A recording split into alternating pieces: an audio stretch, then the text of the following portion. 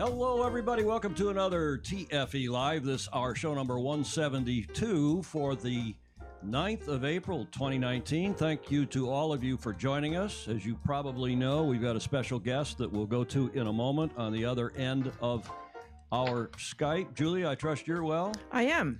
You want to say your little bit here, the usual bit? Please take this opportunity to share this program by pushing the little arrow to your own face page and the share button. The share button. Indeed. Julie, of course, our coordinating producer, is watching for your comments and questions because we have at the other end of our Skype the esteemed Alan Block standing by in Southfield, Michigan, a.k.a. Mr. Clean. Alan, I trust you're well? I'm well, man. I'm well, Tom. And I'm amazed to hear you say number 174. I think when I sat down with you to do this the first time, it was number 40 or something like that. I think that I had just as many Sailing Anarchy podcasts as you had TFE Lives, and then that all flipped, and I froze where I was, and you kept going, and it's pretty amazing to see how far you've come. Look at your setup; it's beautiful, and got good audience, and it's great to see, man. I've been paying attention every now and again when I see a guest I really like, and it's always fun what you're able to pull out of people. Well, you're very kind, and we sure appreciate your coming on today. Let's get back to Alan in a minute. It's been, 2 years, September, I think, since we had him on. The esteemed sailing journalist and lawyer that he is. Thanks again, Alan. Standing by in Michigan. Let's get on with the show. Today, we're going to talk about the Con Cup, a little Con Cup redux review of Ian Williams' win in the regatta and Scotty Dixon's winning over of Hearts. Of the Long Beach Yacht Club Hearts. We're going to talk about Chris Barnard's incredible win in the laser class at the Sofia, at the Trofeo Princesa Sofia in Palma last week. Ended on Saturday. Chris Barnard from Newport Harbor Yacht Club down in Newport Beach. Legal Eagle Alan Block. We may have a new nickname for him by the time today's show is over. But he's a sailing journalist. He's the former deputy editor of Sailing Anarchy, longtime friend, fellow Michigander, and it's great to have him on the show. We'll be talking Wicked Lasers, Misfit Racing. There's a couple of names, aren't they, Julia? Yes. The Stanford. Now, there's nothing, Julia's not amused, but we're going to talk about your sailing team. I'm not amused. But they're in the news again. I was sitting here watching yesterday when on the air, on Fox News or CNN or whatever I was watching, more talk about that, former Stanford sailing coach of yours and what's going on with, they've expelled us too. We'll tell you all about that.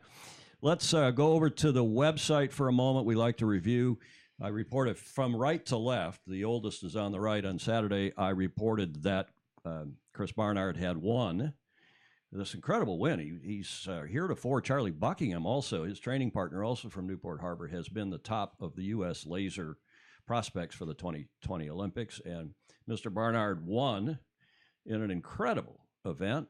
And we'll salute him in a moment. We'll also talk about the Congressional Cup, high drama off the Belmont Pier. Scotty Dixon got to the finals, only to lose then. You see the second to left article to Ian Williams, who's a longtime friend of Alan Block's, of Mr. Clean. So it's nice to have Alan here as well. A friend might be stretching a little, Tom. Well, are you not friends? I don't know that he likes me. Well, we'll explore that in a minute. And then finally, I posted early this morning, that the story that, okay, the chances of this happening probably is more likely that Alan or I will be the next Queen of England. But the experts saying that evacuating from the 2020 Olympic sailing venue will be difficult in the event of a tsunami. Now, what are the chances of a tsunami happening? But probably not, at least during the Olympics next August. So No. but it is raising some eyebrows, and they took this national daily newspaper in Japan I had to do a Freedom of Information, a FOIA, to go ahead and get that information out of the organizing committee, who say, no, it's all fine. Well, it's not fine if there is a tsunami, and a highly unlikely chance there's a tsunami. Virtually, they say in this report prepared by independent experts that 100% of the people at the venue will likely perish. So we're not going to talk. In 1 meter of water, that's hard to believe. But well, you know what it's like. It's 1 meter topping the island, and it's the force of the water coming ashore and so on. Okay, but enough of all that. Let's go to Alan. This is the last time Alan was on the show 2 years ago, almost 2 years ago, when we were. In those days, and I was in front of a television set in Studio A, as we like to call the living room here at the Beach Street Yacht Club, the America's Cup Lounge here at the Beach Street. And Alan was with us then, the legal eagle, and the journalist. As I said, he's been covering the sport for a long time. He is a recovering lawyer, back in the law business now. Alan, great to have you with us from Southfield, Michigan.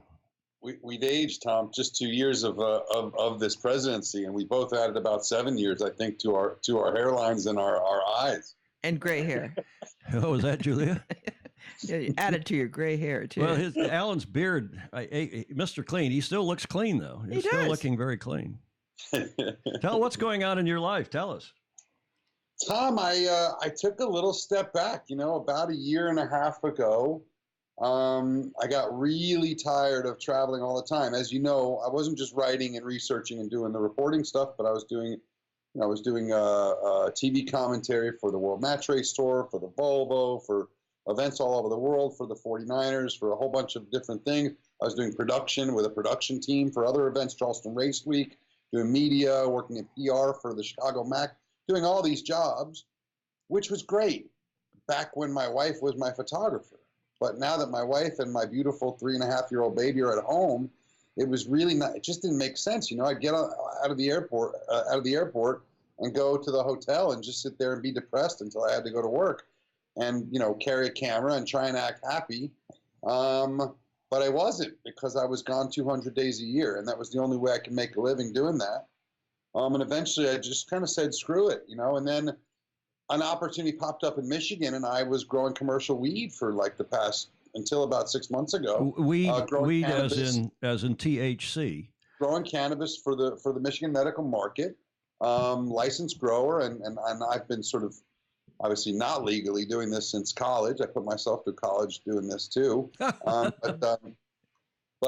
was a licensed grower for a while, and it was a really interesting little industry, and so I got out of that for various other reasons. It's not the prettiest industry in the world if you're not, a huge company that can afford to have everybody in white lab coats and everything perfect. And then another friend who happens to be a sailboat racer that I know from the Melgus days with a law firm in town. We just happened to be chatting about maybe the upcoming sailing season or something and talking about work. And he said, I just lost an associate. Maybe come in and do some contract work. And I'll tell you what, I've been enjoying the hell out of it. Really, it's all this stuff like you're talking about, the laser and the Maheen thing, and back in my day when Sailing Anarchy was exploding, the America's Cup, Larry versus Ernesto, and I sort of made my bones being a lawyer in sailing. And my problem with being a lawyer was never that I hated being a lawyer. It was that I didn't like the work. I couldn't find what was interesting about it. And now that I'm a little older and slightly wiser, I can find what's interesting in analyzing an intricate document and putting together a complicated transaction to make a big company a lot of money. It's not, I don't get that touchy-feely thing that I got when I helped to start regattas, or help to bring regattas up to a certain level, or help to grow events for kids, or help to do free coverage and free promotion for all sorts of great causes around the sport. Maybe I felt like I was doing more for the sport that I love, that saved my life, than I am now. But at some point you got to do what's right for you and your family, and that's where I am today. How did the sport, if you don't mind talking about it, by the way, I've changed your title to Legal Beagle, okay? Because I am a dog. How did the sport save your life? Well, I discussed this on one of my podcasts a few years ago, but I was, after I took the bar exam and started to work in California, I had a really bad time. I had a drug issue, an addiction problem. I had a fiance that cheated on me. My life fell apart really quickly in a short period of time when I first moved to San Diego.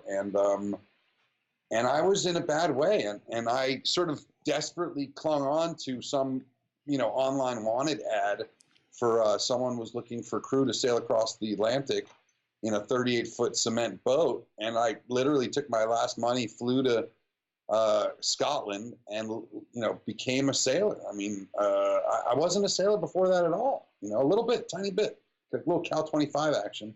But I got on this boat. I could always fix things, so I helped to rebuild, restore, get this boat ready, and then sailed. Spent the next 6 years sailing around the world.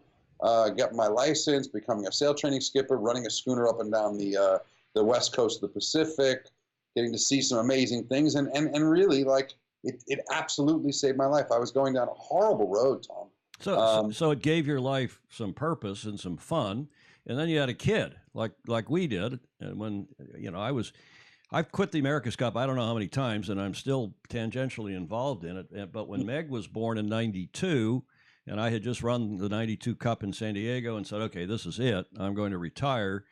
And sure enough, I was back involved in '95 with Dennis and Paul Kayard, and then with Kayard in 2000, and basically ever since in one capacity or another, now primarily as a journalist. But what about your journalism career now? You were a highly regarded, well-known deputy editor of Sailing Anarchy. No longer doing that? No, I mean, I occasionally, like Scott is still a friend, the owner, the founder, the publisher of Sailing Anarchy is still a friend and a brother. And, the move that he recently made to a new platform helped him a lot, helped the numbers start to grow again. We plateaued for a long time, and there just wasn't a lot of new money in it and a lot of new challenges in it for me, Now that I've stepped away for a little while, it was nice to get, and I get emails from him every now and again. Hey, Clean, I got this story. Can you write something for me? And maybe I will, maybe I won't. Typically, I don't have a lot of time. I mean, I'm putting in, easily 10 hours a day on law. But when this Botine lawsuit, or this Steve Maheen versus Gavin Brady lawsuit popped up, and I don't know Steve, but I know Gavin for many years. When I saw it pop up, I read it, and I immediately wanted to write a piece for Scott. So, I think we'll continue to have that kind of relationship. When something motivates me, I'll write about it. I still consider the Sailing Anarchy forums, and really Facebook forums, Facebook Yacht Club, I still consider them my community. I still have friends and family in these places. And, I think it's silly to abandon everything when you've got a connection. Exactly. So, and it's amazing. Julia's looking at the comments, but Joe Cool is saying, great show. Hey, Clean, from one recovering lawyer. This is Chris Gruby. Now, Chris, who's involved in the Stars and Stripes, the Long Beach Yacht Club team. He's saying, hey, Clean, from one recovering lawyer to another, please tell me it's not true you went back. to the dark side. And the comments, there's hilarious. Got a lot of people on here watching, but no surprise in that. Clean, Bill Wingrove down in Davis Island Yacht Club in Tampa saying clean has grade. But then he says that about me every show, I think. But you're right about the community. Here's another one. Looking forward to and it is a community. And in some ways, you and I, Richard Gladwell, a few others, Bob, it used to be Bob Fisher, were at the kind of cutting edge of this. And it's fun to be there. And it's fun to have so many people who love what you've been doing, what we're now doing here at SI, and what Scott does at Sailing Anarchy and so on. At least it's original stuff. You and I both had some pithy things to say about some of these websites. We don't necessarily need to name them, who are cut and paste artists. Yeah, and I think that the media part of the sport's so tiny, Tom, as we all know. It's so niche and so small compared to almost anything else out there, especially anything out there with the amount of money that's poured into it. It's a very weird sport that way. The only thing it reminds me of in the whole world is high-level dressage stuff. That's what it reminds me of. But otherwise, it's so tiny. The horses, that got a smile out of Julie. She grew up in horse country down by Santa Barbara. Yeah, and you understand what I mean by that. Absolutely. It's a very weird combination of really, really rich people with really strong opinions in a very tiny sport that depends on a not rich core to build up the base of the sport and to have racers available to continue the sport as we get older. And so I think the media has really struggled to find its way. And the funniest part about this whole conversation is that probably one of the older, I'm not going to say the oldest because I don't want you to punch me next time I see you, but probably one of the older guys out there to get involved in the media end of it. You were an inside company guy for a long time, but for you to get out into the independent media at the age you are, and then to put together a set of technology that no kid in this sport has is amazing to me. And if I remember right, when you talked to me about this, you said you're really just going to the gamers to learn what to do. And that's fascinating. And it's great to see that even us old guys can adapt and drive this forward, because let's face it, Tom, you're driving this forward. No one else is doing what you're doing. And you got the audience and the important people in the sport, the stakeholders, the decision makers are paying attention. So you're winning. Well, and meanwhile, you've got gamer tech and you're 99 years old, You're very kind. And I've got Julia, who isn't 99, but she's almost she's a couple of years older than we are, than I am. And I'm a couple of years older than you, Alan. But Julia, who is a huge help as our coordinating producer. Right, Julia? Right. So I turned the titles back on. But Alan, next time you're in the Bay Area, come look us up, and I'll give you a little tour of the studio. And it's the last 2 weeks we've had Bernie Wilson on talking about PR and what the sport needs to do from the delivery to a journalist like Bernie, who is certainly the best mainstream journalist that covers our sport day to day, well, week to week anyway.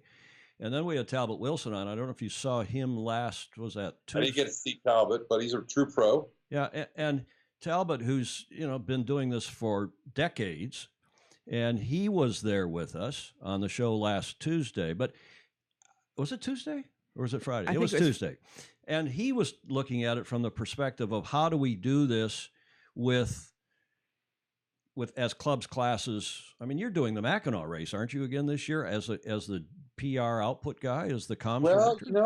Interestingly enough, Tom, I had originally thought that I was going to, and then I was told by one of the guys that I've been working for that my California bar admission isn't enough. He'd really like for me to take the Michigan bar, which is July 25th. So there's a pretty good chance that I'm going to be face down in my books or even in the actual bar exam instead of working the Mac. We'll see. But that's how it looks right now. Okay, well, good for you. I'm going to move on here, but it was great to have both Bernie and Talbot, the Wilsons, who are, of course, not related. And then I heard from a senior serious guy this morning who said and he's also in the media, young guy who you know well. I'm not going to mention him because he asked me not to, but he is in the outputting on the video side and said, hey, those two shows were great, even though some of it's stuff we've all known or you forget, as Julia said. Yeah. And he's going to come on now and do a video thing. And at some point, you should come back and talk about your podcast, how you did it, why you did it, because each of these things is different. Clubs can do it, and clubs should do it. And this is hard. This video stuff, it's not rocket science. It's not brain surgery, but it's, as you know, it's not easy to do video, especially live video. It's one thing to do a YouTube post, but we'll get you back on. Let's go to the Bravo Zulu. And again, I don't normally bring on our VIP guest for this segment of the show, but Alan knows just about everybody in the sport. And I thought he might want to wade in with a comment. And this, of course, the winner, Chris Barnard. Do you know Chris?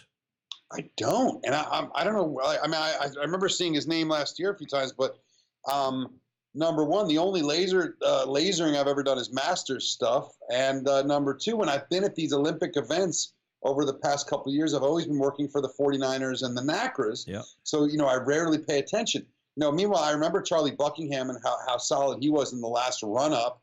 But I don't know, where did Chris Barnard come from? He's a Newport Beach kid, right? He's also, like Charlie, he's also from Newport Harbor. They're training partners, I gather. But he won, and Charlie was fifth. And Charlie is going on to the test regatta, the practice regatta for the Olympics later this summer in Tokyo, in Japan, down in Enoshima. But Chris Barnard beat 187 other lasers to win that. He was the only.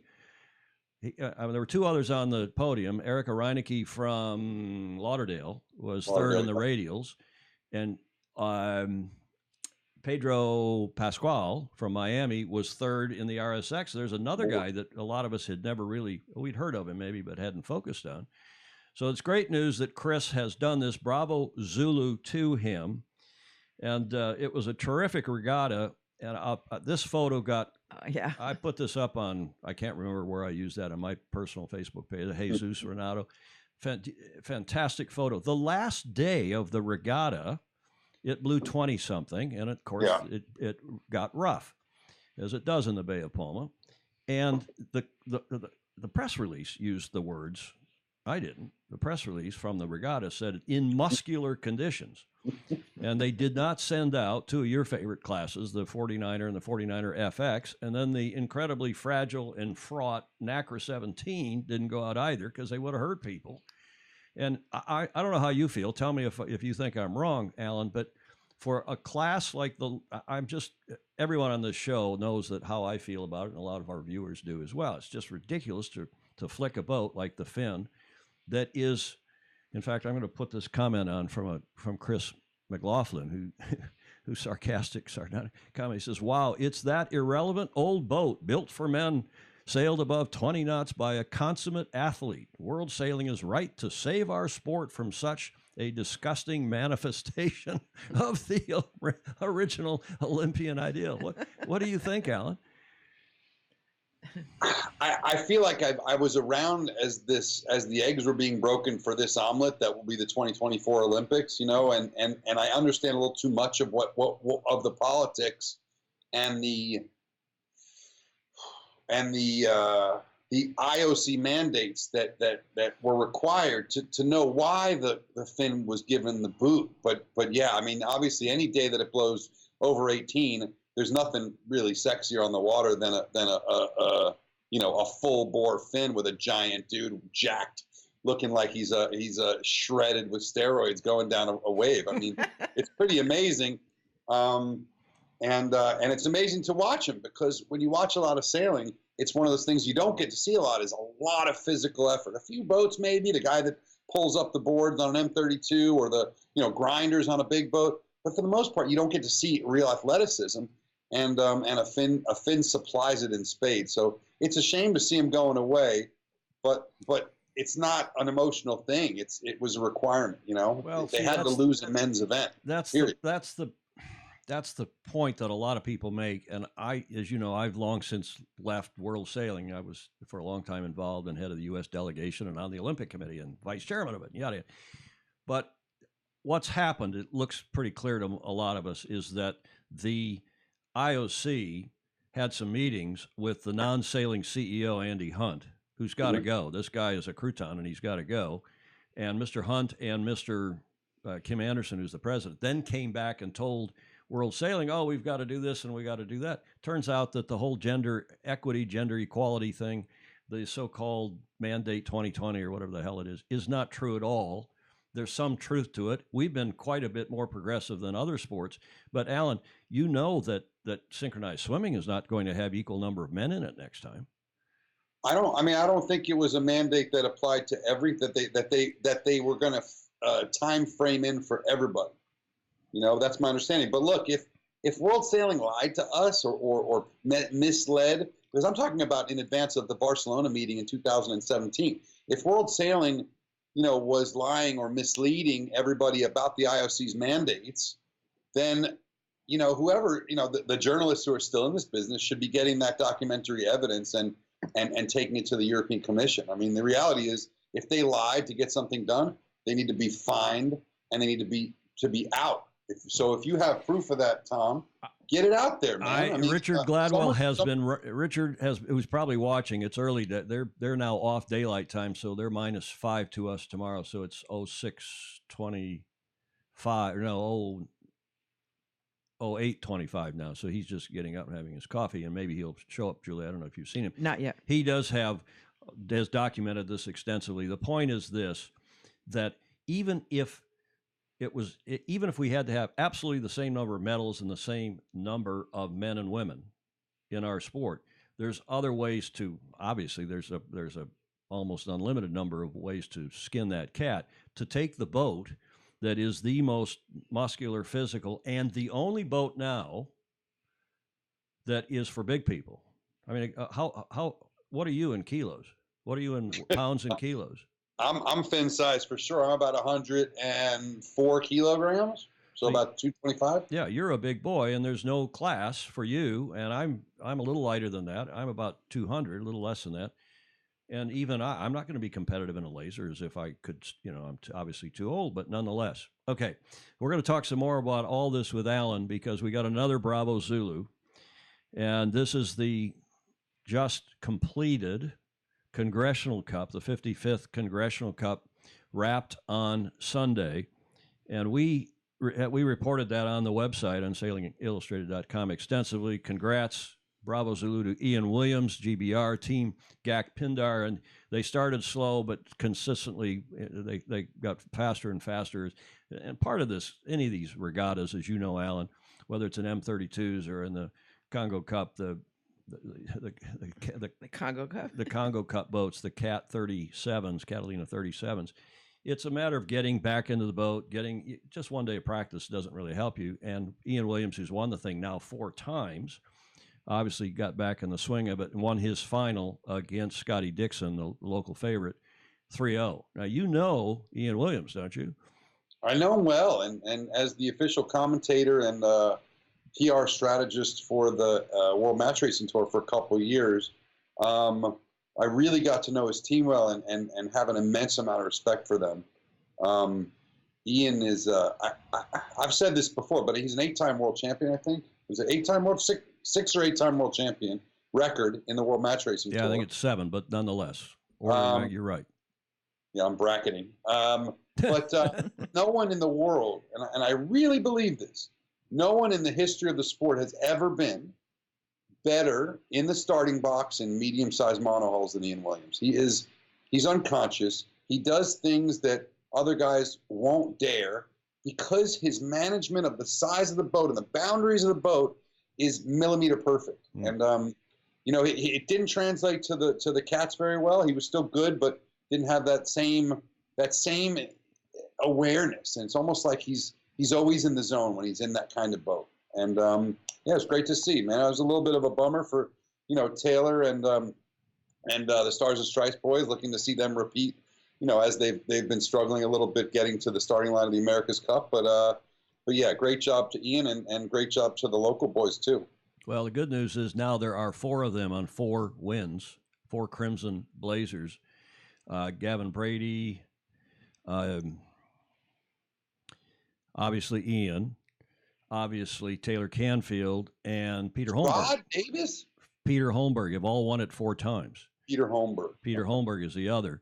And I hope that Congressional Cup will invite all four of them next year. Certainly Taylor Canfield as the local hero, and Ian Williams as the defending champ will be invited back. I hope they invite Homeboy and Gavin, and that would be a regatta worth seeing, worth going to, don't you think, Julia? Absolutely. I mean, and the other thing, as you said, Alan, it's the idea that you are racing, trying to match race in the cats. We've seen it in the Cup, we've seen it in the M32. It's a whole different proverbial kettle of fish in cats than it is in big, heavy, slow monohulls, isn't it?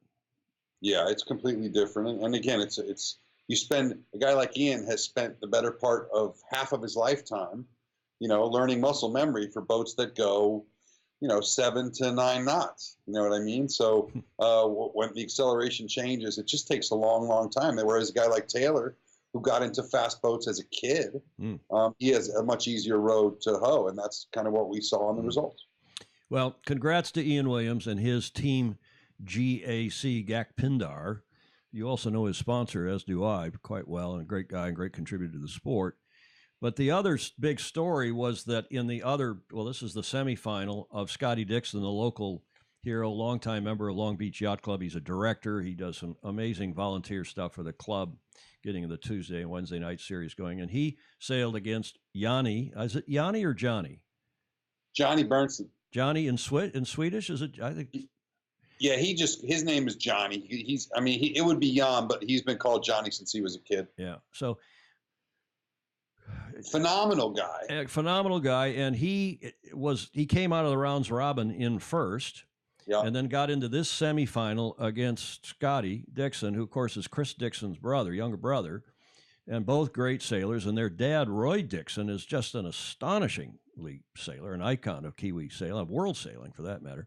This semi, Scotty managed to beat Johnny and get through to the finals, and then lost 3-0, as we said a minute ago, in the finals to Ian Williams. Yeah. Now, in the Petit Finale, Taylor Canfield, who also was a bit slow, he's got a lot on his mind, as you said. He's got to run the Cup with Mike Buckley as the Stars and Stripes team.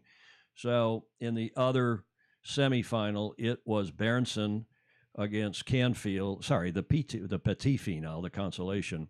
Berenson against Canfield. Canfield won that one 2-0. So again, congrats to Mr. Dixon, to Scotty and Co. And I just thought, he sent me this photo this morning. Not that I would air it. He didn't even think I'd air it, but he just had that regatta. Have you been there for that?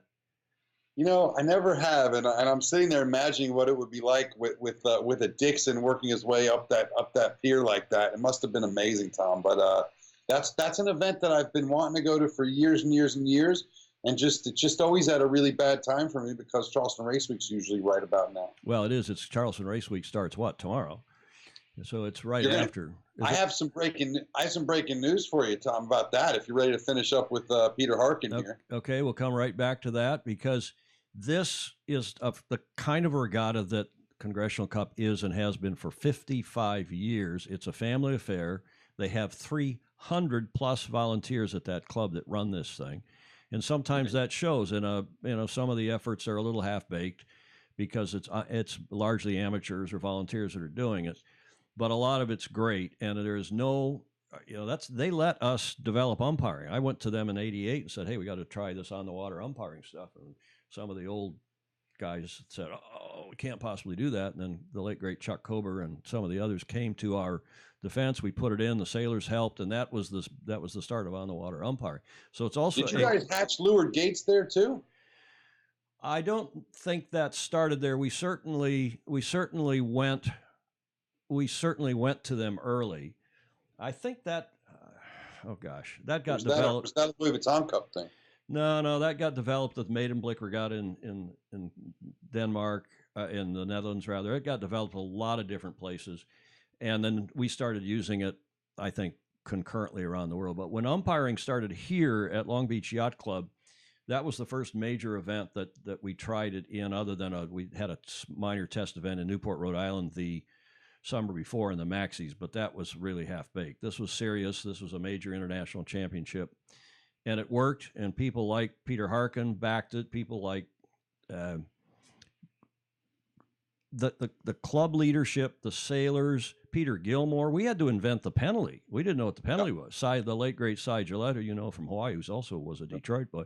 But look at this: Scotty Dixon, Peter Harcoon, Roy Dixon, Blair McCarty, who I think is the port captain of Long Beach Yacht Club. Jason James was an old friend of Roy Dixon's and sailed, I don't know, Sydney Hobart's and whatever together, Admiral's Cups, and Lisa Meyer, who's a director at Long Beach Yacht Club. But kudos to all of them. Kudos to the club and to Scotty for getting through to the finals. No one has won the. Can you believe this, Julia? I told you this a couple days ago. No one's won it 5 times, have they? Well, no one's won it 5 times, but no one, Alan, has won it for Long Beach Yacht Club. No regular member of Long Beach Yacht Club representing LBYC has won it in 4 decades. Scotty, wow. he got to the finals 20 years ago, one of the first couple times he sailed in it. So everyone was cheering for him, including us, I'll tell you what else. Kudos to Peter. Tucker Thompson and the commentary team were hilarious in how biased they were for it, Scotty. But that's part of the charm of the whole event, right? My shout outs for Peter Harkin, because Peter Harkin is the Where's Waldo of our sport. He's everywhere. And the older he gets, the more he seems to be able to get everywhere. And he's always got a drink in his hand. It's props to Peter. Love the man. What's the breaking news about Peter and the Charleston Race Week? Not about Peter, about me. Oh, for the first time since 2005, I will not be the director of media for Charleston Race Week. Well, you got congratulations. Yeah. I'll toast you however, with my iced coffee. I've jumped events. So 2 weeks later, I will be working media for the event that I helped to found along with Tim Fitzgerald, which is Charleston's Fort to Battery Race, which is a 6-mile sprint that I think has 130 or some odd entrants now, foil kiteboards, moths. They're doing a UFO regatta and a kiteboard regatta. And it's becoming like a bit of a festival of speed in Charleston Harbor. So, again, I've been getting bored of Charleston Race Week. Not that it's a bad event; it's a great event at a great time. But they stopped innovating a while ago, it just was the same slog every year. So I haven't been putting in the kind of effort I wanted to. And then this year they just told me they don't really have the budget to do what we want to do. So I'm relaxing at home, and I get to celebrate my birthday in Detroit for the first time in literally 12 years. and with your kid and your wife. How's Mare doing? She's incredible. She's now like a full-on runner. She runs about 9 miles a day and is as fit as I've ever seen her in my life, fitter than she was when she was 27 when we met. And she's a spectacular mom, and she's a stay-at-home mom, but she works online. She does like a title search. She's like a title searcher or something. So she works at home or something. And it's the most wonderful thing in the world, So we'll go together to Charleston as a family, see our friends down on the horse farm, and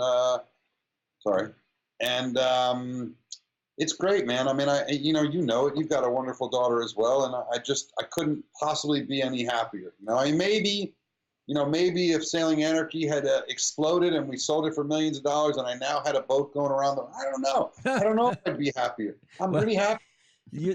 Charleston Race Week's the largest regatta in the country now, right? It is, although I have to tell you, I think if you look at the numbers, I think this year there'll be an increase because they've got the M32s and some other stuff, but it had dropped down to sort of the low 200s number. And I think last year, actually, I think that the Annapolis Nude Regatta, which is the only nude that's still really big, I think the Annapolis Nude might have beaten it or been close last year. It's a different kind of event, obviously. But yeah, I think Charleston has to do something to keep its crown, and I hope they do. I hope they make some changes and breathe some fire back into it. Now, Julia, I don't want you to think we're talking about sailing in the nude. You probably know this. Oh, I do. The national. Go ahead and explain that, Alan. That's national. Well, like back in the 80s. NOOD. Yeah. Well, maybe no. Back in the 90s when there was no internet and there was no way to organize anything. Sailing World took leadership and helped to create a system of regattas for one design boats, offshore one design boats. It was the Morsi days. It was, sort of these kind of days when there was a bunch of 25 to 35 foot boats or 20 to 35 foot boats that wanted to race events. And the only way to organize them was to use the one magazine that all racers read, which was Sailing World. So it was brilliantly done, and they did a great job sort of helping to drive the one design movement, not just dinghies, but into bigger boats, which sort of then, I think, paved the way for things like Charleston Race Week to have these huge sport boat regattas and stuff like that. Now, obviously, Sailing World is a tiny, tiny shadow of what it was back in the day. And the nudes, they've lost, I think, half of them. But, it's still in those core places, San Diego and Annapolis and a couple other places. It's still a big, strong. I think Chicago. Chicago. National Offshore One Design, NOOD. And in a number of the nude regattas, actually, it's handicap racing. That's the bigger. There's more handicap racing now than even one design racing in some of them. So it's not even. It's outgrown its name a little bit, but still does a good job. And frankly, Sailing World still does a good job for what they do. Okay, well, I put this next one in. Let's see how good Alan is completely off the cuff. He's going to introduce this next Bravo Zulu, and he can see the slides because of our fancy setup here. Oh, windy wind foilers. Yeah, look at this. Wind foiling has been added to Medemblik, which was originally the Spa Regatta, the Spa Water Regatta, and it's a massive regatta at the north end of the IJsselmeer in the inland sea of the Netherlands, of Holland. And they've added wind foiling this year after the normal, it's an Olympic classes regatta, after the RSX, which is the normal Olympic windsurfer. Now they're adding wind foiling because this is the coming thing. Tell us what you think of this. Is that accurate that Medemblik is still an Olympic class regatta? I thought that they lost the World Sailing designation. Oh, when they changed over to Sailing World Cup, I thought Medemblik lost it because they weren't. OCR is a generic name. I mean, this regatta that just took place in Palma was an Olympic classes regatta. It's not part Palma, of. Well, wasn't that Palma was the Princess Sophia? Is that a Sailing World Cup though? Isn't it? No. It's not. The Sailing World Cup is about to go away. This is probably the last go around for that. The thing has been a financial disaster, big drain on world sailing. Everyone is quietly saying this is the last go around for that. We get to Tokyo and they'll institute something different. I mean, it's down. They shoved millions of dollars into it. Oh, it's been a big bust. And change the name every 2 years. That's good marketing, right? Yeah, right. Exactly. Well, Miami. It's been this circuit, this so-called Sailing World Cup, started last year. The 2019 Sailing World Cup started in 2018 in Enoshima. I think it was Japan was the first one. Right. Then Miami in January. The next one is in Genoa, Italy, in a few weeks' time. And then I think the last one is in, Marseille. I can't remember. But La Rochelle, Medemblik, all these other, Kiel. I mean, all these other major mass. And there's none of these so-called Sailing World Cups in the Southern Hemisphere. Sail Melbourne. Nothing in Auckland, nothing, and it's ridiculous. The World Sailing, they got to get a sail. You ought to go run World Sailing now. There would be a radical idea. Never a dull moment. They can't afford me, Tom. Well, that's. I think they're out of money soon. So they are out of money, but they can't afford not to have a sailor in there running the show. And sooner or later, the non-sailing CEO will be gone. I'll tell you what I like about the Medemblik thing. When Medemblik kind of stepped away from the World Sailing designation and stuff. And I do remember there was a bit of a conflict a few years ago when World Sailing did a reorganization, and there was quite a bit of bad blood between a few of these regattas and World Sailing, and the Medemblik was one of them. The Dutch are pretty famously stubborn, and but what it allows is just like what I was talking about with Charleston a little bit is it allows them to not be restricted anymore, to open this stuff up, to figure out what works, to figure out what people like, and clearly foil boarding is one of those things. Well, and that is completely fair because the Spa Regatta, the original name of the sponsor of that Medemblik Regatta, Henri van der Ott was the racing director at World Sailing, then IWARU or ISAF in those days, and we tested a whole lot of things. That is the regatta where we figured out how to do on-the-water umpiring for medal races for only 10 boats in a fleet race, and we developed that there. That was and we also refined on-the-water match racing umpiring, and that regatta and the Dutch have been famously innovative, as you say, like Charleston Race Week, like Long Beach. And our sport needs that, and full marks to them for adding wind foiling. And the good thing is, you and I were talking during the tech check, Alan, the good thing about this is that it's taken windsurfing, it's put it back really in the mainstream, because instead of it being air rowing, which it is in light to medium air, and it's just whoever's got the muscles and the joints it's a ridiculous sport as it's currently practiced, at least in light air. But now in these foils, they get up and the foil's in 4 or 5 knots, and then it's no longer air rowing. It's a very cool, fast sport. And they're not the RSX type boards. They're a little different. I don't have the expertise, but what do you think? And that Tom, is it because once they're up and going, they've got so much power that rowing would just interrupt the flow? Exactly right. Huh. That is so 2 pumps, they're up and gone, going probably 20 knots. Exactly right. So I think it's a cool development. I think it may save windsurfing, which has been really suffering of late. And I was really happy to see Pedro Pascual, who is originally from Spain. I think he was born in Spain, but he's an American living in Miami, to finish 3rd. And he's not one of these guys that's come up through the system, but nobody really. We haven't had a top 10 finisher in boards in a long time. Exactly right. Okay, Alan, let's stop there. And I know Julia has got. I got about 15 minutes left before I got to go pick up my kid, Tom. Okay. So let's get through some stuff. We're already cracking, but let's stop here and see who all of our questions and comments are from. Julie, do you want to start? There are a lot of comments, and I really don't think there are any pressing questions, although there's a lot of agreement about the kinds of things you've been saying, and of the relevance of an independent press for sailing. Well, Alan was, if in nothing else, he was an independent and all of the sailing anarchy, including the forums, which is where we first met. I was reading what you were saying as Mr. Clean in the forums and agreeing with a lot of what you were saying, and we touched base. In fact, we had a beer out at Portage Yacht Club, my little home club, with my dad. With your dad? Did you? Oh, yeah. Soren, I'm not going to name everybody because there's so many people on here, and it's just we won't have time, and Alan's got to run pick up his daughter, which is the most important thing in life. Yes. Soren Overup, Boat Magazine Denmark, says hi. That's a new name. Chris Exley, greetings from the North Shore of Massachusetts, and on and on and on. Michael Schwarzer is on from Germany. Alan, as you know, we get viewers live from as far east as usually Malta.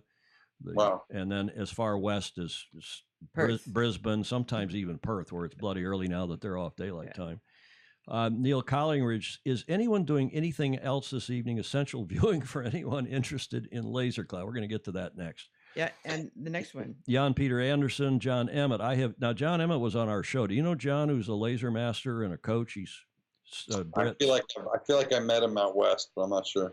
He is an amazingly good coach and sailor, and he was on the show with calm, thoughtful, like you, calm and thoughtful. But he go ahead, Julia. No, he just said he emailed his committee. They just had a big meeting. Yeah. We only finished the meeting an hour ago, so. Oh, okay, good. Well, let's keep going through the list, Alan. You can react. Sangmeister's watching down in Long Beach. John Sangmeister. Hey, John. How are you, bud? Pericles Levis, there's a new name. It is. Is in Athens. That's yes. a new name, right, Julia? Mm-hmm. Allie D. Nas. You know Allie from Long Island? Know and that's her screen name, but sometimes it's fun to live on the dark side. We lawyers get to wear horns and pointy tails, after all. Not all bad. She's less a lawyer and more of a banker, I think, these days. Jay Hanfield, Newport, Rhode Island, saying, with the debacle that is world sailing, we need the sailing media now more than ever. They and others need to be kept honest. Good luck with that. And I'm sure you agree. I just wish U.S. sailing would pick up the cudgel. Yeah. I have a lot of respect for Corey Sertle, the new president, but sometimes she seems to be less assertive than I would hope she would be, and some of the others might be. Yeah. Bernie Wilson, Chris Exley, agree 100% on the impact of TFE Live, but I think he means our media, joint media efforts, clean. Neil Collingridge asked, does Andy Hunt watch Sailing Illustrated Live? Come on, non-sailing Andy, speak up. I've invited him and Mr. Anderson on the show any number of times and to no avail. John Emmett saying, we have the Royal Yachting Association Youth Nationals at Weymouth and Portland National Sailing Academy next week, and the media plan is just go down with a good mobile phone and do live interviews each day for the UK Laser Association with the sailors. Good. That'll work. Hey, there's nothing wrong with that at all. There really isn't. It's amazing what you can get with a phone these days. It's amazing, Tom. You know, like my stupid little phone shoots video that is 100 times better than the video that I used to shoot live with a camera this big. It's unbelievable. And I think more people are intimidated by the thought of doing media, and it keeps them from doing things like that don't take time, that don't take money, that you can just do. Yeah, I agree. You know? And Julia agrees. I think as people Meg's age, she's 6, people Meg's age who are YouTubers and who are comfortable shooting, they're taking pictures of their bloody dinner and lunch, you know, their food and putting it on Instagram. I think as they start to come into the roles that we're in, I would love to find somebody. Jeffrey Peterson, who sails with us on It's Okay, he's from Newport Beach, from Balboa Yacht Club, and he was the color commentator on the Congressional Cup feed this past weekend. He was the best commentator, match racing commentator I have heard in a long time. He was cogent, he was quick, he was clever, he speaks the language, he's young, he's only 17, and I hope to see a lot more people and clubs. You know, we say it all the time on here, clubs. Get some kid who's got a phone, and just like John Emmett said, go down and take interviews and post it on your social media. Can't hurt. You never know when something's going to go viral and cross over, and that's really the only hope we have left for this sport. And I'll tell you why, Tom. There's no marketing in this sport. There's really no professional marketing. There's very, very little planning, media planning, marketing planning, outreach planning. There's a lot of yapping at the committee level, at the World Sailing level, but none of it really ever turns into a cogent plan to grow the sport. And so we're sort of left, and there's again, I mean, maybe there's money in it from some of the manufacturers, maybe there's money in it somewhere, but we don't have the bucket of money that, say, fishing has, you know, to spend on all these events for kids and for growth. So we're sort of stuck in that we've got this beautiful sport, and we have an opportunity to make it just imagine if Kim Kardashian one day liked sailing. It would be the best thing that could happen, right? We'd have 100 million people try sailing. That's how it works, you know? Well, let's invite her for a sail. Well, and this is it. And one of the things that I've always done as a media guy at events is do my very best to try and pull in celebrities, pull in people. And it's one of those things that you do. But like Tom said, I think it's going to be more of someone, you know, one of these kids who's great at Instagram, who's great at, you know, whatever the new social media is in 5 years, and is great at posting and builds an audience that crosses over into the mainstream, or, you know, a young YouTuber star who happens to like sailing, or someone asks him or her to go sailing, turns it into a video that gets 4 million views, then bam, you've got 100 new inquiries at your local yacht club, you know? I've always held that one of the reasons, I mean, there was fiberglass and Dacron, and you got away from wood and cotton and got to more robust materials. But I assert that one of the reasons the sport grew in the 60s and 70s, but in the 60s, particularly in this country, by leaps and bounds, was because of the Kennedys and the fact that you would go into the Look magazine and Life and Saturday Evening Post every week, every other week, there was another article on Camelot, on the Kennedys, sailing, sailfish, sunfish, his bigger boats. You know, JFK had a star. He raced starboats as a. Yeah, he had a Concordia too. What about Bo Derek and the Hobie Cat? For sure. Yes. And that was rather better looking than JFK and Jackie on their sailfish. Last moment we had like that in the sport. Yeah, no, and we see it happen with golf, Eisenhower and other golfers that have come along, and horseback riding with Reagan and yada yada. I got to get to this. Everyone wants to hear about the laser discussion. All right, come on, let's talk. Hang on. Bernie Stegmeyer in Switzerland he says, we're here. Switzerland is here too. Good discussion. Your guest knows what he is speaking about. Now, this is a guy who is the Dean of Yachting in Switzerland. You probably don't know him. He's probably, it's late there, but he's not only is he a blazer guy like me, he's probably got a tie on. He's very proper.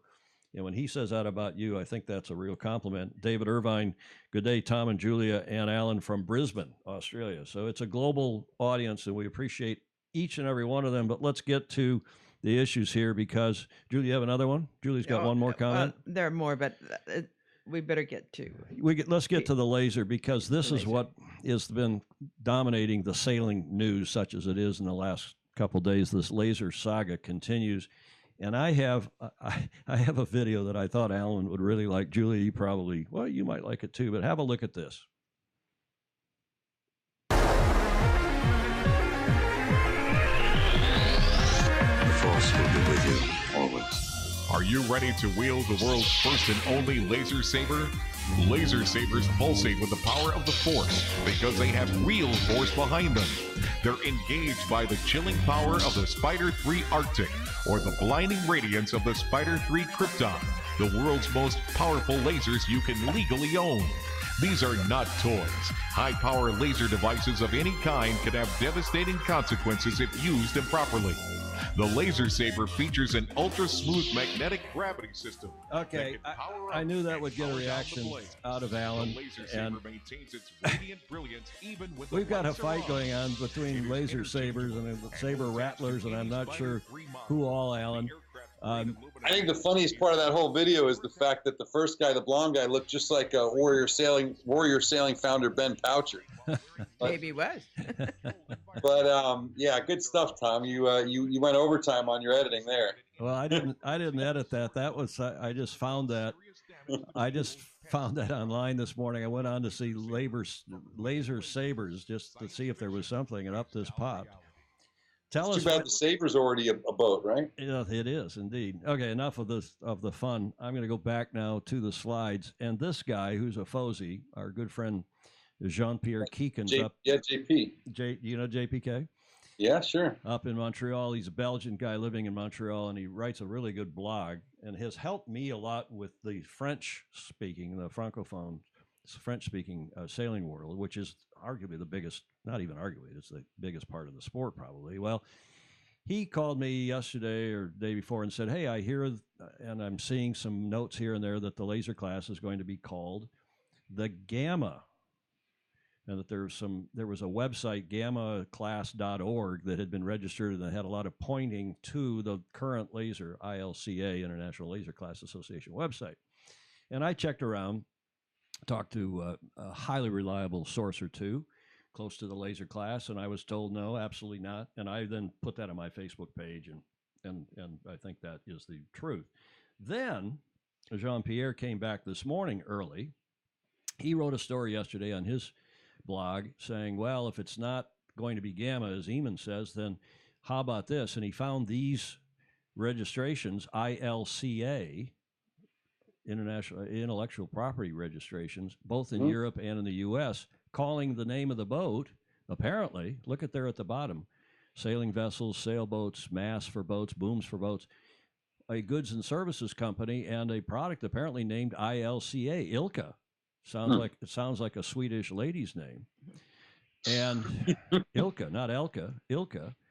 And do you think, you're looking in close at the fine print, Alan, do you think it's possible that this class is going to be named Ilka?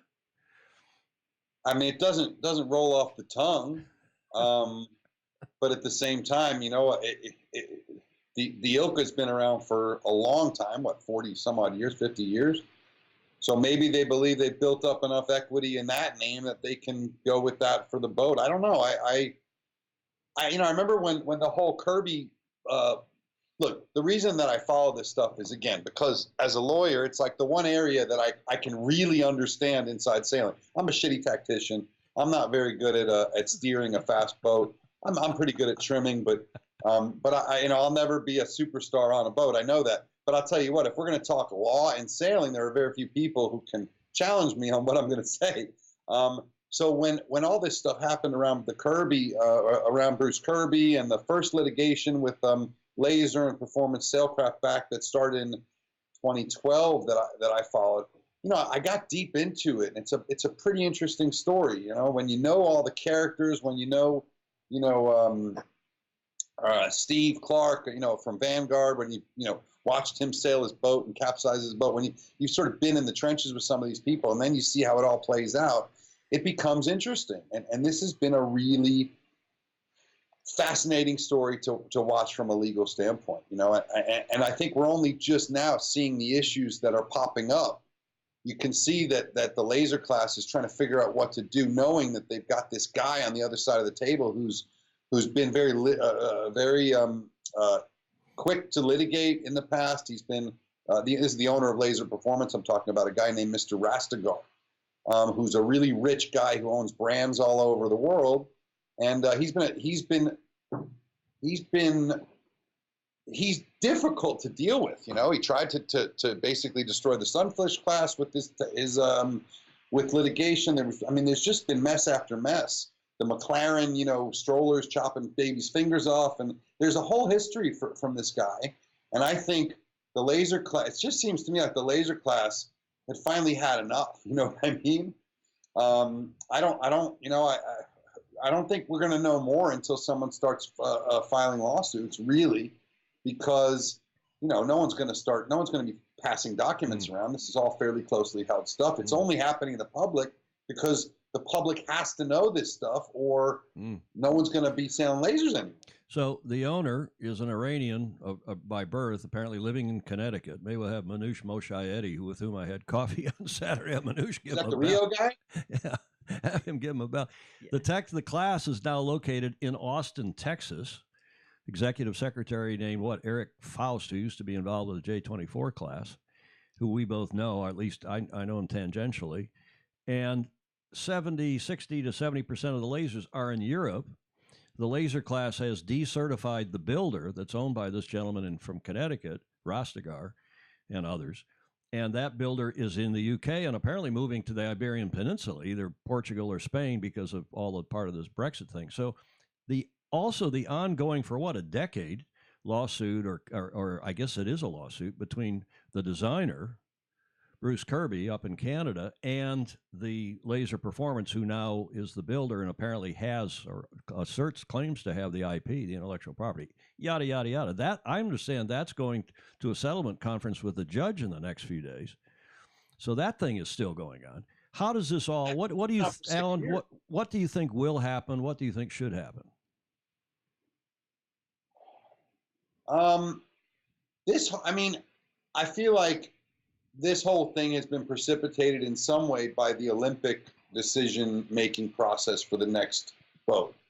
I don't think that being part of the Olympics is what caused the issue, but I think the laser class has realized for a long time that it had to get its ducks in a row when that big decision came out in Europe by the European Commission on anti-competition. And you know, again, I feel like that's an issue that a lot of manufacturers aren't dealing with. And Tom, just to sum it up, in an ice skating case a few years ago, basically the European Commission, after an investigation, decided that in monopoly events, which are events that are run by a body that has been approved by, you know, government to have a monopoly, like any of these World Sailing or any of these other sports that have, you know, federations, that if you're going to hold an event and you have a monopoly on it, then you have to allow everyone to compete on an equal term. And that means not just the competitors, but also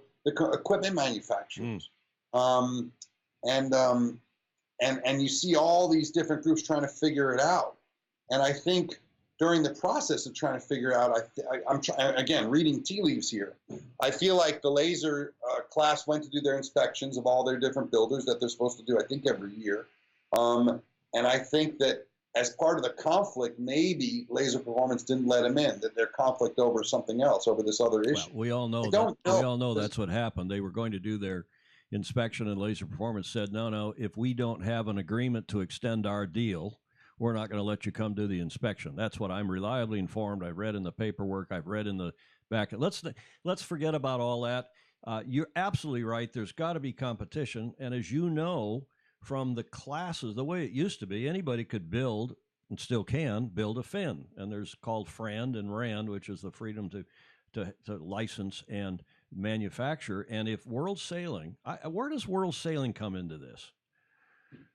Well, I think that World Sailing is operating under the assumption that the EU is going to come down on them if they're not already in discussions with the European Competition Commission. And I think World Sailing has told everybody who wants to be in the 2024 or 2028 Olympics that if you're not licensing your boats out, or you're not, if other groups can't build your boat, if it's a monopoly, that's a problem. We don't like monopolies. And furthermore, Tom, I think this is going to apply to non-Olympic classes as well. Exactly. I think the European Commission isn't messing around, and they don't like monopolies, period. So why does World Sailing go pick the L30 as the exclusive boat, single manufacturer, single source for this World Offshore Championship next year? In any event, Alan, I'm going to show you one other graphic in support of what Jean-Pierre Keekins, and this, I don't know if I showed you this during the tech check, but the ILCA, this is a logo which apparently has been perfected. The Australian, there's only 3 manufacturers. There's the Laser Performance in Europe, which supplies the great bulk of the boats in the market, including Europe, Middle East, and the States. And then there's a manufacturer in Australia, very small, and one in Japan that is providing the boats for the 2020 Olympics because the laser is provided. What do you think of this logo? And do you think this is the new name of the class because of some of this stuff that's slipping out? I think it's too. I'd be shocked if that decision was already made.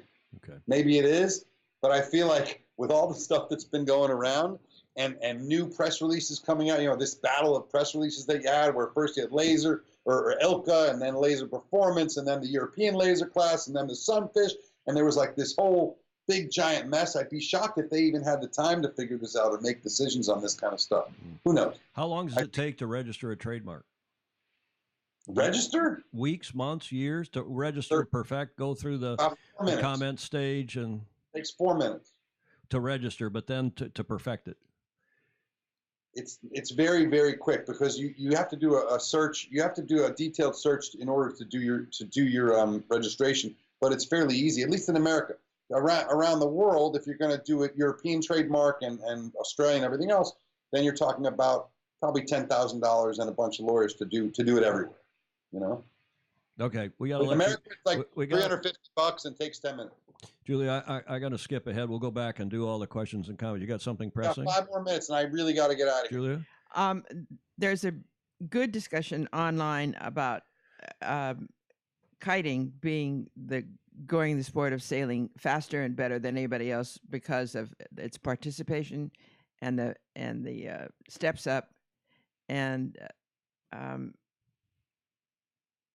yeah. Anyway, and everybody, stuff. Alan, I'm sure after the show, go back and read all these comments. Absolutely, and you're very good at that. You're a good social media guy. I do want to remind everyone about the kiting thing, and it's really important to consider one thing. Well done, Julia. Well done. You got him. You got him going. Good. Okay. I learned this by being on the beach in Charleston with all these guys at the Ports of Battery. Yeah. Here's the big one: they're not sailors. They don't consider themselves sailors. They don't want to be considered sailors. So that's the one thing you have to remember, is that at least when it comes to speed boarders and freestyle boarders, they really don't care about sailing. They don't identify that way. So I don't know how that affects anything, but that's what I've learned over the years. But they grow up to be sailors. No, they call themselves riders, and there's very little crossover. Yeah, and we've asserted that here, and we asserted it when World Sailing was making the decision. Now, here, interestingly, here in San Francisco, as Julia will tell you, I mean, with the Heineken kids and so on, kiting is a big deal, and it's raced here, windward, leeward, starting in front of St. Francis, going to the bridge and back, and there's a nice photo. It's just very. We only have 50 more San Franciscos in America. It'd be raced all over the place. Yeah, right? and that's the problem, is that there aren't very many places like the south of Spain, like the south of Portugal, and the west side of obviously Portugal. Alan, you wrote a big piece this morning on the front page of Sailing Anarchy. Just give us a thumbnail description of what's going on here, because it's disturbing. Well, some people assert that the one party is trying to hold the other up for, basically just to squeeze some money out of them. What's going on here? I mean, look, I didn't talk to Gavin. I left him a Facebook message, but I never got to speak to him. I didn't talk to Steve Maheen. I just read the lawsuit, and it's pretty easy to understand lawsuits if you spend your time reading them. And it really does. Some things just jumped out at me. It's not making a lot of sense. And nobody goes and spends $1.5 million without knowing what they're getting. The lawsuit says the boat should be slower than it is for the handicap. Well, this boat was built to be a line honors winner. All boats that size are built to be a line honors. You don't buy an 80-foot boat. Manoush Moshadik told me at coffee on Saturday, he said, I had the Rio 100. I finished first in the barn door in the Transpac, or it was Pacific Cup Pack Cup. First in the Pack Cup 3 years ago. And what was I in class of 7 boats? Seven. Yeah, exactly. Go ahead. So I mean, but I like the first thing that struck me is, do you really need to name your boat Cabron?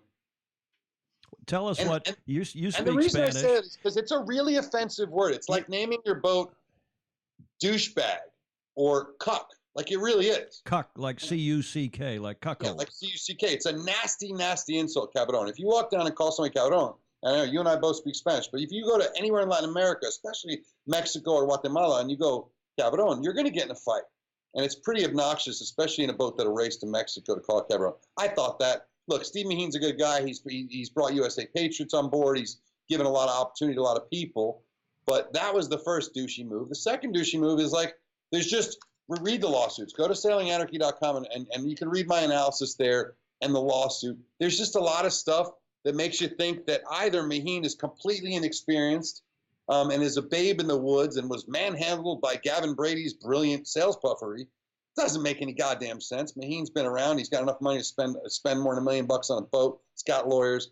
Come on.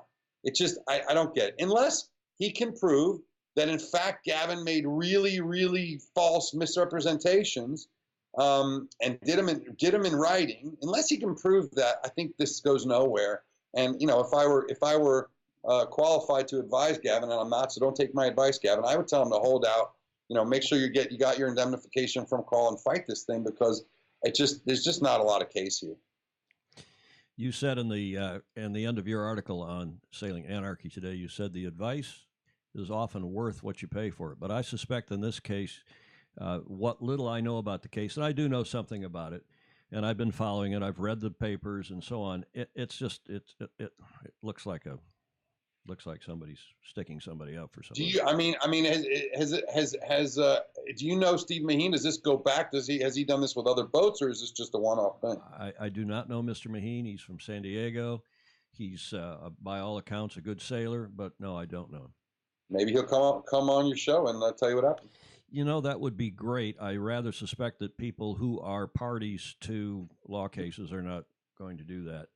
But try. Hey, Joe Rogan got Elon Musk to smoke some weed, so never know what can happen online. And it may have that 5 minutes may, and they were drinking some good scotch too. I think I watched it. You remind me of Joe Rogan. I hope you come back into the sport, Alan Block, because you're in some ways were and could still be the Joe Rogan. Certainly, I'm not. Nobody in a blue blazer is going to be the Joe Rogan of the sport, but. Was that Meredith laughing in the background? That was me, but I do have the right haircut for it anyway. But Tom, I do have to go get my lovely Josephine. So, guys, thank you for all the comments. Tom, thank you for having me aboard. I know that you're going to go and do this for another half hour. And guys, we'll see. You can still hit me up on Facebook or on SA or Twitter, whatever. I'm still Alan Block, and I'm still around. You'll see me on the circuit in Michigan on Amelgus 32 called Hoodlum this year. Great. Thanks, Alan.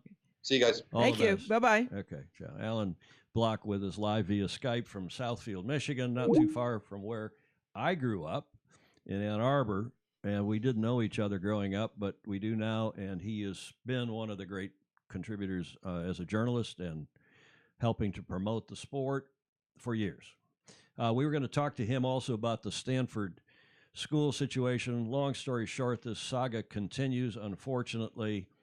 The school, the Stanford Daily, which is the student newspaper, reported a couple days ago that this student, a student who had used falsified sailing credentials to get into the school, has been excused from further participation, as New York Yacht Club might say, or did say in the America's Cup heyday in Newport in the 70s, 60s, 70s, 80s, when they excused one of their defense candidates. So this sailor, this fake sailor, has been excused. Now, here's the interesting, and I don't know, Julie, you went to Stanford and you've been following this as well. The money in transfer in this case was quite different than what, by all reports, than what took place in this guy, Rick Singer from Newport Beach, who was at the center of this big collegiate scandal. And supposedly, none of this, in this case, none of that money went through Mr. Singer, and he wasn't the one that. It looks like that. Is that what you hear? Yeah, that's what I saw. Yeah, and that's what I'm hearing as well. I talked to a senior serious Stanfordite, as you know, last night over at St. Francis, and what it sounds like happened is that these coaches, and this is all being tightened up, so it isn't going to happen, I don't think, at any of these schools again. These coaches of especially minor sports were given the so-called golden tickets, who they could get some 2 or 3 athletes, ostensible athletes, into school if they met the criteria. It wasn't like they were just going to come in and right as incompetent students. So if they met the criteria, they could get them in, and because there's for every spot, there's what, 1,000 kids that apply. What is the number? Oh, more than that. I think 64,000, 1,200 out of 64,000. So that's 1 out of every 10. 12. I mean, that's more than 6,000. Yeah, something right? like that. It's and 90% of the people who apply can do the work because it's so they're qualified. They just they have to somehow decide. They have to distinguish themselves one way. So, I'm a sailor. I'm a good sailor. Oh, okay. Well, let's bring that person. But what apparently happened, according to the Stanford Daily, the student newspaper, the college paper, said that the money didn't go to this guy, Rick Singer. After the student was admitted, then this parent allegedly made a $500,000 contribution to the school sailing team. So I don't know that that's true. Well, I don't know that it is either, but that's what's being reported by the paper. And whether it went into the coach's pocket or into the sailing team's pocket or into the university's pocket and then back, I don't know. But they're investigating, and no doubt we'll see. It's a sad case all around. As far as we know, it's still the only sailing issue in this so-called varsity blues scandal, collegiate recruiting scandal, and hopefully will remain such. Okay, let's go back to the comments because Alan had to leave. We still have a lot of folks on here. We appreciate, as always, Julia. Yes. You have a hot comment there? Well, there was a long comment by Joe Cool, who also sent a great picture, which he says, kiting is the growing sport of sailing. It's the perfect social model. Think about it. The Simpsons opening season show was all about kiteboarding. You cannot get any bigger than that. And also, Red Bull media gives a lot of exposure to the sport. If kiteboarding was in the Olympics, and as it was before it got involved with politics, with medals and windsurfing, and the sport would be growing. Older kiteboarders get boats, and sail. It's growing, and I wish I could post a picture about what's going on, and I have it. But his point, and that is a social media crowd, and it is one way into the social media crowd. And if it's on The Simpsons, I mean, that's a big deal, right? It is. Joe, cool. Thanks for that, Julia. And thanks to all of you, Gino Morelli, Will Sear, who's been nominated, I guess, from the U.S. on the strength of a win down in San Diego in a kiting event to represent us in the U.S. in the Pan Am Games. Richard Slater, who was the chairman of the jury, I believe, or at least he was chief umpire at Chump, as we say, the chief umpire at Congressional Cup. No, I mean, that's a term of art and endearment to the Chump. Richard Slater from Sydney, Australia, is watching. Scott Davis. Jay Hanfield, if America could win the Vendée Globe, we could get some mainstream coverage. You think? I doubt it, Jay. I think Vendée Globe is a big deal in France for historical reasons. Same way the America's Cup tends to be a bigger deal here in the States because it's been around for so long and the U.S. held it for so long, yada, yada. And Julia's just made the point from Joe Cool. Tiffany Billings here. Hello, Tiffany. I hope you got back to San Diego in good shape. It was nice to have you up here for the boat show and staying here with us at the Beach Street Yacht Club. Tiffany's a mover and shaker at San Diego Yacht Club. John Emmett is making this point. He's a laser sailor, a laser master sailor and coach. He's saying the equipment decision should go to the membership first, meaning which of the various proposals now for the rig, all carbon rig, boom, or just, what are they? That's different sails. I think he's right. Justin Palm probably agrees with that. Sandy Vertanen, hello to you, Stephen. If Stephen Ross makes this comment, if laser became ILCA, what will the International Lightning Class Association have to say about it? Well, I don't think the internet, I don't know. It's a good question. The International Lightning Class Association, I don't think controls ILCA, I-L-C-A. Lachi Gilmore. Hello, Lachi, who is the son, one of the sons of the esteemed Peter Gilmore, world match racing champion and skipper in the America's Cup and yada, yada, yada. Or tactician, rather, in the America's Cup to Ian Murray in 1987. Joe Cool just saying, totally not true. Cannot believe Alan just said that. Tell us again, Joe Cool, what you think he said that you think is totally untrue.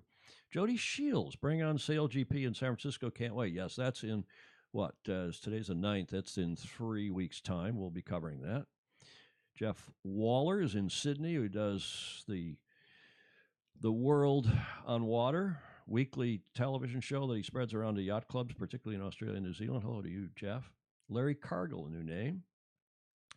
Will Sear asking for the link. I don't know if Richard Gladwell wrote a great article this morning on sail-world.com, sailworld.com, and if he didn't put the link in there, I'll probably rerun his article. I will text me after the show, and I'll get that to you.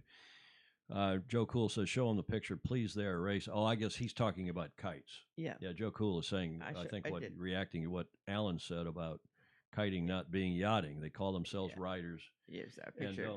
And don't want anything to do. Well, you could hold that up to your camera, Julia. Oh, I could. Here, I'll hold it up to mine here. This is a bit crutonic, but let's see if I can get that. It's hard to see there it is. That's not too bad. Good. Thank you for that. And thank you, Joe Cool, for that. Okay. We're going to wrap this up. Summer, we're at what, an hour? We're only an hour and 20 in. That's only. Summer Green is saying, there it is. Summer's giving you the link. We'll see her right there down a couple of places. Wayne Schreck, one of our FOSI and one of our Patreon. If you haven't become a patron, go over to the website and join us, please. As a patron via Patreon, we appreciate it. John Emmett again saying, sadly, sometimes in life, something bad has to happen for the rules to change to prevent it from happening again. And Joe Cool and Jay Hanfield are going back and forth. Quentin Strauss, Q, did an America's Cup campaign with Q. He's over in the UK. Welcome to you. Neely Williamson. Niley? I don't know, Neely, if it's Neely or Niley Williamson. Welcome again to you. Joe Cool, thanks, Julia Vedekint, for getting my message out there.